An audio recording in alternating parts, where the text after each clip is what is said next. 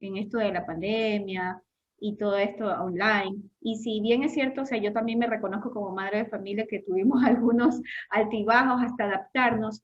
¿Cómo se adapta esta situación a las personas con capacidades especiales o con discapacidad? Porque ya me he encontrado en estos, como ya lo conversamos anteriormente, en estos cursos educativos que Congresis organiza también, en que hay desfases de niños en la educación online, o sea, hay desfases. ¿Y cómo se hace la brecha? ¿Se hará mucho más grande en los niños con discapacidad? ¿Cómo funcionó eso ahora bueno, ya llevamos un año, pues, ¿no? De pandemia y más. Bien, mira, primero, como docente que soy, viví diciéndole a nivel de mi trabajo, ¿no?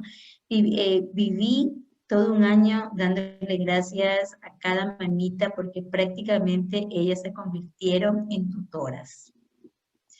En el centro donde yo trabajo, hicimos 3 campos. El primero nos dedicamos a hacer contención emocional junto con nuestra psicóloga clínica a cada mamita. Primero para que ellos puedan interiorizar de que ellas a partir del mes de junio que ya comenzábamos las clases iban a ser las tutoras de sus hijos, ¿sí? A buscar los medios, a crearles, ayudarles a crear un hábito de estudio, ¿sí?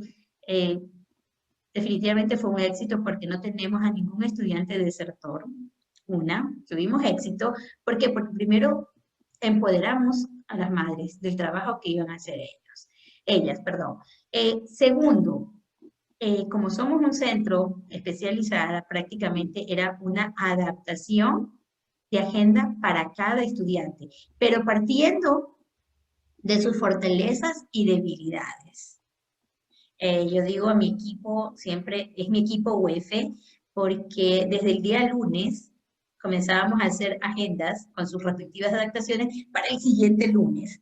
Y mientras reuniones y ver qué hago, cómo lo hago, y llamar a la mamita si quiere la lenteja, fideo, pelota que tiene, como para poder realizar una actividad de un día. ¿Sí? Entonces, definitivamente algo que nosotros nos ayudó muchísimo fue primero, que las clases las dábamos personalizadas, claro, con un tiempo limitado. ¿Cuál es el desfase? De que un estudiante con discapacidad no puede mantener, no puede sostener la atención tanto tiempo Claro, bajo una pantalla o una bajo un pantalla. celular. Se aburre por completo. Nos tocó y puede vivenciar la experiencia de compañeras, así como que de incógnito por las pantallas, por el celular o en la clase que ya estaban dando, ¿no? Era el hecho de que eran compañeras de que vamos trozando, ellas también con el papel, es como que estuviéramos en vivo y en directo, vamos trozando, vamos arrugando. Entonces, los chicos al ver a la profesora trabajar, obviamente que se animaban. Como también te cuento que hubo un estudiante que en todo el año la mamá, mijito, aquí está la profesora, mijito, aquí está la profesora. No quiero, no quiero, no quiero. Claro, hay casos. Entonces, prácticamente la clase se la trabajaba con la mamá y luego la mamá lo replicaba. Y pobre de este nene que viera que lo estaban grabando, mira, formaban su berrinche. Porque no quería que lo grabara. Él hasta la fecha, coge la maletita y dice, me voy a la escuela. ¿Sí? Claro. Para los estudiantes de altas capacidades también resultó este método muy, muy, muy, muy, muy difícil, ¿no? Sí pienso también que nosotros, como docentes o cualquier persona que estuvo en teletrabajo, llega un momento en que ya no quiero saber nada de pantalla, ni siquiera coger el celular. Pero en sí, esta modalidad sí dificultó mucho. Por ejemplo, terapias físicas, eso se convirtió, te cuento que en un problema. Claro. ¿Por qué? Porque una cosa es que nos veamos en la pantalla, pero imagínate que la mamá o el mismo estudiante haga eh, un mal ejercicio, un mal movimiento y le Ah, puede claro. perjudicar Se puede totalmente la perjudicar. pierna o la mano. O sea, sí nos tocó muy difícil lo que es terapia física. Ahora, yo también me dedico a dar intervenciones psicopedagógicas, ¿no? Con los nenes de 4 o 5 años, yo diría que los 20 primeros minutos son agotadores. ¿Por qué?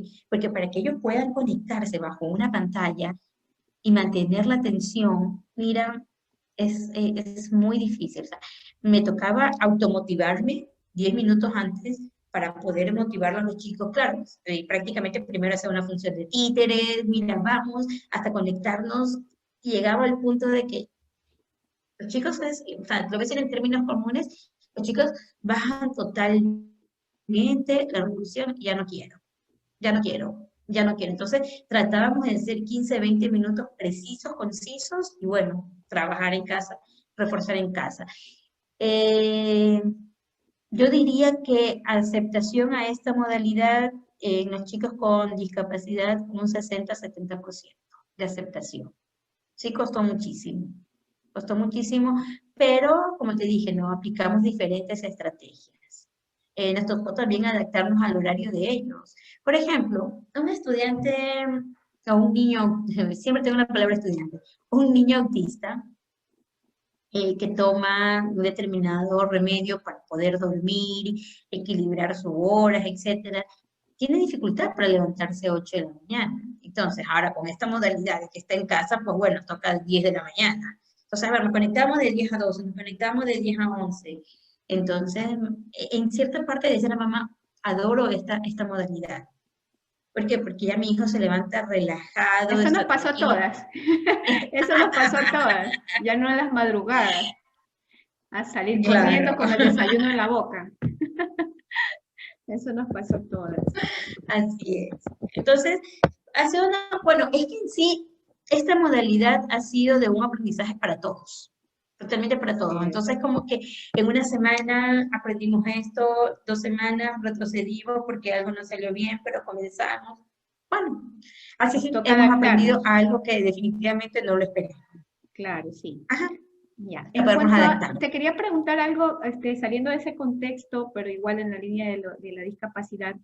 A todos, pues, se nos enseña una escala de valores, no sé, pues, solidaridad, respeto. ¿Hay alguna diferencia entre la escala de valores que consideras que se le debe inculcar o son parte del esquema de aprendizaje de los niños con discapacidad? ¿Alguna escala diferente de valores? Bueno, O sea, que viene con la necesidad, pues, ¿no? De cubrir ciertos parámetros en sus vidas, ¿no? listo. Bien, pienso que tanto nosotros los educadores Ujú. y considerando los primeros educadores, que son los padres, y docentes, el valor, mejor dicho, lo que debemos enseñar a los hijos, a nuestros estudiantes, es el aprender a vivir, aprender a defenderse en la vida, educar para la vida. Entonces, respecto a los estudiantes con discapacidad, el primer valor que se debe trabajar con ellos, con la condición que tienen, es el respeto y la responsabilidad. Eso tiene que ser una meta de vida, tanto para los educadores como para los padres. ¿Por qué?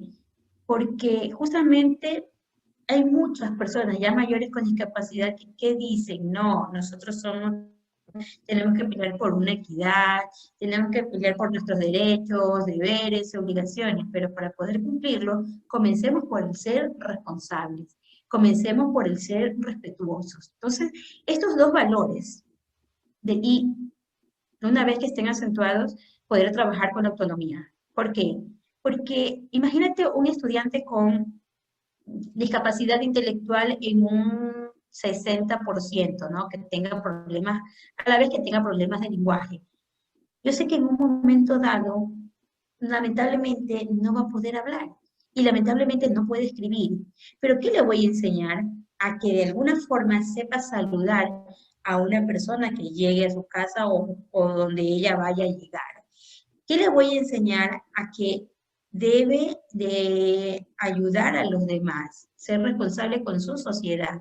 ¿A qué le voy a enseñar? A que llegue a su tercero de bachillerato, respete a la bandera en el momento del himno nacional, porque va a tener que jurarla y está jurando ante la patria, ¿sí? Claro. Entonces, esos son dos puntos muy importantes que van muy cogidos de la mano, ¿sí? Y a eso le agregamos la autonomía, porque ese estudiante, como te dije, con discapacidad intelectual, ese estudiante que no puede hablar, no puede escribir, pero si puede llegar a atender una cama, y en un momento dado una mesa puede poner todos los utensilios correctamente y puede trabajar en un restaurante. Entonces, lo estamos preparando para la vida de manera autónoma porque se va a defender en algo específico. Va a ser responsable porque va a aprender a ver a qué hora tiene que estar exactamente en el trabajo Y se y puede respetuoso sostener con los clientes, con económicamente. los jefes. Se puede sostener, por eso, o sea, definitivamente prepararlos para la vida, pero de manera autónoma, claro, con quien se puede. Claro. ¿Sí?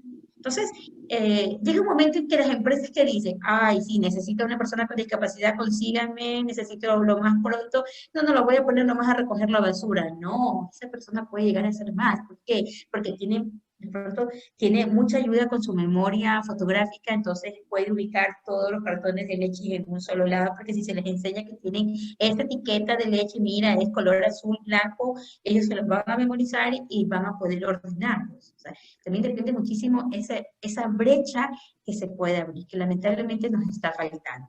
Claro, que sean individuos también que aporten a la sociedad, ¿ya? Porque hay personas que dicen, no, es que personas con discapacidad están condenados a la mendicidad. Hay cierto Pensamiento. paradigma ahí, ¿no? De que no pueden Exacto. valerse por sí mismos, pues, y han comprobado, muchos de ellos que son destacados, hay unos que viven del deporte, porque son destacados en cosas que a veces los que no tenemos las necesidades especiales no somos capaces de hacer. Y uno dice, wow, qué buenos que son, ¿ya? Entonces sí hay pues esa romper barreras.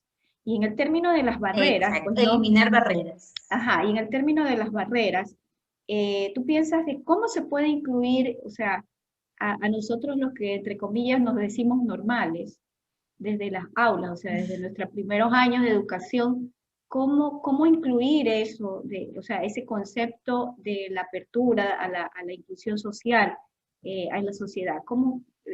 Asumo que tú nos vas a sugerir que sea desde las aulas, desde los primeros años, que uno tiene que aprender también a dar la mano o a reconocer que todos somos especiales, todos tenemos un lugar en la sociedad y ellos también. ¿Cómo debería manejarse ese tema de la inclusión? Los primeros educadores son los padres, ¿sí? La institución lo que hace es complementar a través de la docente y las estrategias que llega a aplicar. Sin embargo, es muy necesario que los padres desde pequeños puedan trabajar por medio de ejemplos con sus hijos. Por decir, si ves a una persona que no pueda ver, que es una persona que tiene discapacidad visual, que utiliza un bastón, hazte a un lado para que pueda él pasar y no tropiece, ¿no? En el salón de clases, la maestra, si hay un estudiante con autismo que en un momento dado le da una crisis emocional por alguna situación, pues explicarles a tus compañeros que no está pasando nada grave, que deben de ayudar al compañero, aplicar una estrategia automáticamente para que ellos puedan ver de que no está pasando algo terrible, ¿sí? Sino poder comprenderlo. Es decir, desde pequeño generar esa cultura de inclusión que tanta falta nos hace. Desde hace mucho tiempo, salir con los estudiantes por la calle, ¿sí? ¿Qué sucede con la mayoría de las personas? Oh, ahí van esos niños, que sean los primeros. No, ¿por qué? Porque justamente ellos necesitan equidad. Equidad en todo. O sea, no es que hay que darles ciertas preferencias porque son así, no, porque ellos también necesitan pasar por un proceso. Lo malo está en que sean rechazados, ¿sí? A ver, si vas al banco y tienes una persona, la columna, perdón, la columna de las personas mayores, de los adultos mayores o con personas con discapacidad, no, a ellos dentro de esa columna no, que sea el primero. ¿Por qué? Porque también ellos tienen que aprender a que tienen obligaciones que cumplir, ¿sí? O sea, tampoco vamos a dárselas tan fácil, porque si no, ellos no van a aprender a eliminar barreras como tal. Es parte del Hay que aprendizaje. enseñar, parte del aprendizaje.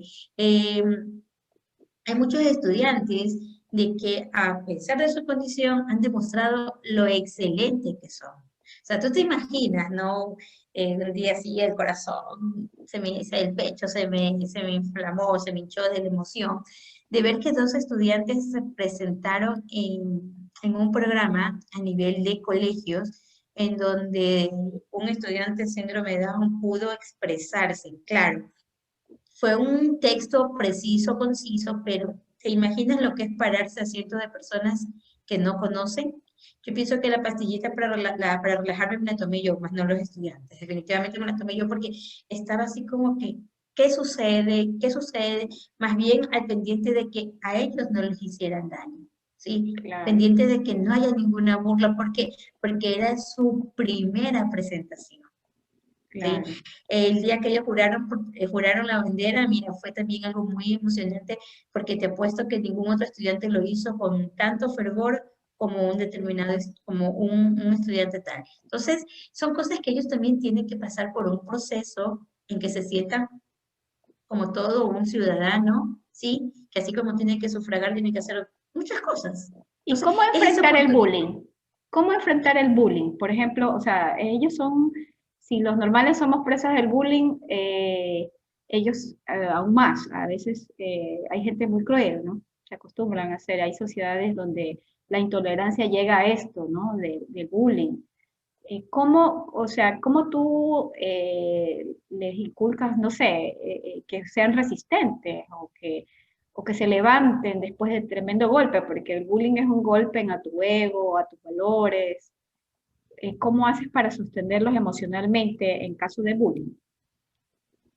Mira, no he atravesado un tema como el bullying como tal en clases, porque definitivamente se trabaja muchísimo con los chicos en ese tema. O sea, cuando tú ves un estudiante como nosotros decimos, movidito, ¿sí? Movidito, que le encanta ciertas cositas que no son lo correcto, es justamente allí donde tú tienes que prender las intensas. Es justamente allí donde tienes que trabajar con los padres para no llegar al bullying. Sin embargo, te puedo comentar experiencias de otras colegas que sí sucedió algo más crítico porque era justamente un estudiante con discapacidad intelectual, pero moderado, ¿no? Entonces sí fue presa del bullying. Claro, la persona a quien lo atacaba venía de una familia muy violenta, muy agresiva.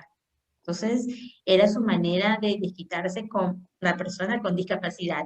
Se trabajó a nivel de padres, pero lamentablemente sí llegaron a golpes y era de un varón hacia una mujer. La mujer era la discapacitada, pero ojo, no se trabajó como la persona con discapacidad, no, se trabajó más bien como violencia de hombre a mujeres.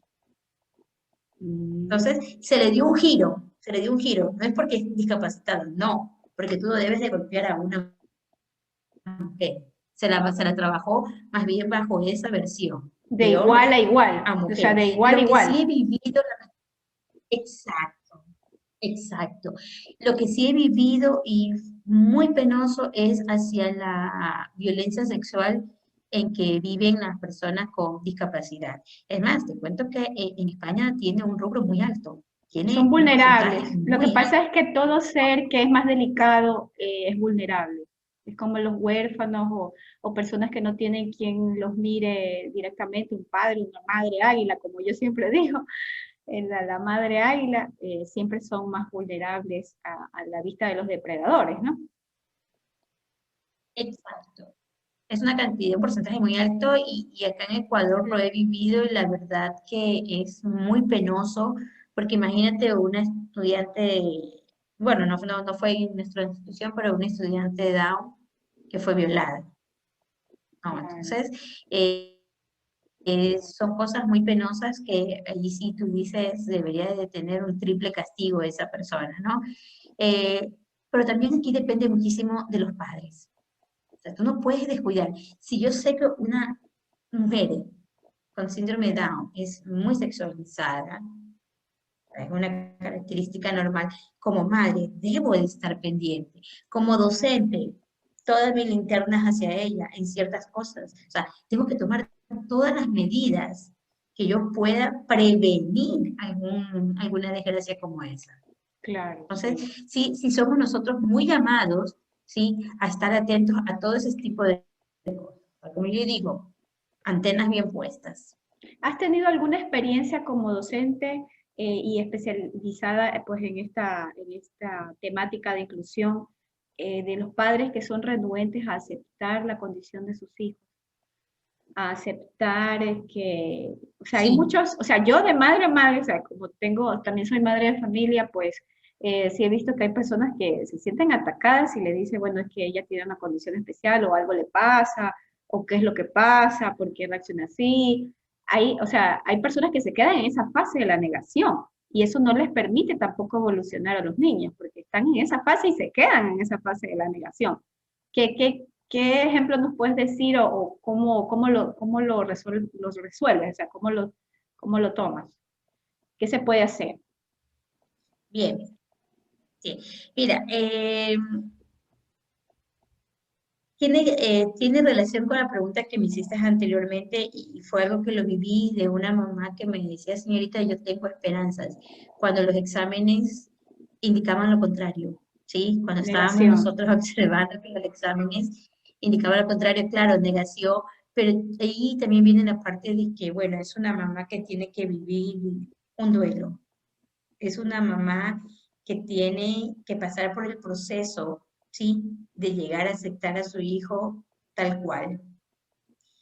Yo les decía justamente a esta mamita que había una tribu, no me acuerdo si que fue en Uruguay, que cuando se veían que nacían los niños y con el tiempo eran raritos, estoy hablando de las comunidades indígenas, ¿no? Ya. O una etnia diferente, de que cuando los veían raros conforme pasa el tiempo, es decir, por ejemplo, alguien con síndrome de Down, ellos automáticamente los mataban.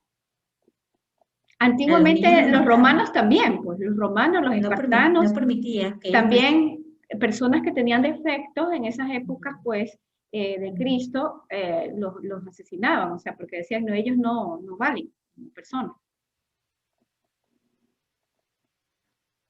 Entonces, Exacto. Entonces, yo les decía eso, o sea, imagínense, usted tiene la oportunidad de tenerlo tal cual, de saber que tiene un hijo, ¿sí? De saber que usted puede desarrollar otras habilidades, de que usted puede ayudarlo a que él sea un gran pintor, que sea un gran agricultor, bueno, etcétera, dependiendo de los contextos. Entonces, vamos, o sea, hay que aceptarlo. Como también madres, una mamita en un baile, en una fiestita, todos a bailar, y los chicos, cuando veo a una mamá con la silla de rueda, porque la hija está en silla de rueda, bailando con la hija en la silla de rueda, o sea, la silla de rueda la miraba de acuerdo al paso, ¿no? Derecha, izquierda, y la niña era feliz, y era el ah, movimiento, o sea, situaciones contrarias, pero claro, esa mamá para que ahora esté totalmente empática con su hija, pasó por un proceso de que yo le decía, usted es una mamita resiliente. Ahorita, verla así, usted es una mamita resiliente. Entonces ahí le explicaba sobre el valor, ¿no? De la resiliencia, que ya en ella es una virtud. Se convirtió ya. en una virtud, o sea, ya es un hábito. Y Y que de usted es repente ejemplo para a otras otras se les, madres. Te exacto, comento, ejemplo para otros más. exacto, o sea, es como que va y viene, ¿no? Te comento algo muy personal, ¿no? Una de las primeras materias que yo vi fue discapacidad física. Eh, específicamente vimos PCI, parálisis cerebral infantil. Yo al ver eso, yo decía, wow, yo no quiero tener hijos. No quiero tener hijos porque no quiero que me suceda eso. Pero porque lo vi de otro ángulo. Y mira, estoy dentro del contexto. Sin embargo, claro, es resistente porque una cosa es ser maestra y otra cosa es ser la mamá. Claro, es un Entonces yo proceso decía, de esto no duelo. es una cruz, es un proceso, ¿sí? Entonces, sí es bastante difícil hasta poderlo aceptar. Ahora, eh, los primeros que deben de ser preparados para esta situación son los padres. ¿Por qué? Porque si hay un hijo donde su mamá, papá, la familia ha entendido lo que es la discapacidad, generen en su casa un espacio inclusivo para su hijo, va a ser un hijo feliz. Yo les digo, no importa si en un momento dado no aprenden algo, el contenido no interesa, pero piensen en tener un hijo feliz, un hijo que brinque, que salte, que emocionalmente sea un sol. ¿Quién no quiere eso para la vida? Claro, van a haber caídas y muchísimas, van a haber resbalones, pero a millón. Lo importante es que las veces que te caigas te levantes y aprendas. ¿Por qué? Porque ninguna mamá nació con el título de la mejor mamá con un hijo con diversidad funcional. Nadie. Esto es un aprendizaje y no solamente para la mamá, es para toda la familia, porque incluye toda la familia, hasta los abuelitos y los primos, porque claro, un abuelito lo va a ver como que, ay, pobre mi hijito, ¿sí? Lo va a ver de esa manera, de pobre mi nieto, pero no, o sea, él, si hay que llamarle la atención, pues hay que llamarle la atención, si hay que decirle no, pues no, tiene que aprenderse a comportar, ¿sí? Claro. Yo quería preguntarte, en términos de inclusión en la educación aquí en Ecuador, estamos en pañales, hemos avanzado. ¿Qué más podemos hacer en esa ruta de la inclusión en la educación? ¿Qué nos falta como país? Bueno, nos falta todavía concienciar muchísimo, ¿sí? Sobre lo que es la inclusión, de poder generar más espacios inclusivos para las personas, de saber que no los tenemos que tratar como los pobrecitos ni nada por el estilo, sino ayudarlos a que ellos puedan ser autónomos y poder lograr metas. En el campo educativo, todavía falta utilizar herramientas, ¿sí? Que permitan a que estos educandos logren alcanzar los objetivos, ¿sí? Me refiero a objetivos educativos. Buscar estrategias precisas que ayuden a trabajar lo concreto y preciso, pero de manera especial como educadores ayudarlos a que ellos puedan aprender a vivir con su condición. Ahora, si bien es cierto, a nivel del Ministerio de Educación sí se están dando avances, ¿sí? Sí hay esa ayuda, por ejemplo, en la parte de los colegios de los bachilleres técnicos. Sí hay una ayuda, sí hay una apertura, pero lamentablemente, bueno, no vamos a entrar en temas políticos, pero lamentablemente todavía nuestra economía como que no permite y no ayuda mucho. Sin embargo, por vocación, sí, habemos muchos que vamos, tenemos que lograrlo, buscar los medios, buscar esos benefactores, sí, esos aliados estratégicos que nos permitan que los chicos salgan adelante, que es lo más importante. O sea, trabajar por ellos, trabajar por dignificar su vida, ayudarlos a que ellos con su familia tengan calidad de vida, no dándoles las cosas, no, sino que ellos puedan aprender a hacer, desde papá, mamá y los chicos, porque esa es otra, o sea, con el tiempo se acostumbran a un bono, ¿sí? Que les da el Estado y de pronto muchos dirán, es que tengo que estudiar por el bono. No. O sea, enseñarles a que tienen que hacer las cosas, que aprenderlo. Y bueno, una frase muy importante para mí que es el hacer una obra bien hecha, sí, que debe seres humanos. Todos debemos incluirnos, ¿sí? En este gran deber como ciudadanos. Es decir, trabajar con responsabilidad, generar una cultura inclusiva con responsabilidad. Excelente, Nardita. Un gusto haberte tenido en esta tarde, noche acá con nosotros, en estos Congress Talks, y queremos elevar una propuesta a que próximamente nos reunamos, nos volvamos a reunir en torno a este tema de la inclusión social, pero en las empresas, en el sistema laboral. Pues y ahí les dejo la curiosidad, pues yo misma viví un episodio en mi vida con una pequeña discapacidad y fui una víctima de esa discriminación que a ratos hay en las empresas, en los puestos de trabajo, en las vacantes, en concursar para una vacante en una empresa por una persona que tenga discapacidad, pues a veces no queda en la línea de selección porque pues justamente pesa más la discapacidad cuando a veces esta discapacidad no tiene nada que ver con el puesto de trabajo, o sea, o con las labores que se va a desempeñar. Entonces, vamos a hacer una revisión pues de la influencia que tienen las leyes, pues también en este aspecto. Y pues de la mano con nuestra especialista, Nardita Zambrano, ha sido un gusto. Muchas gracias por estar acá y por compartirnos esa sabiduría de la que todos pues deseamos aprender y que a través pues de esta iniciativa la podemos compartir con las personas que hoy nos van a escuchar. Gracias y buenas noches. Gracias, Nardita. Muchísimas gracias y aceptada la propuesta, a la orden. Gracias. Ok, un abrazo.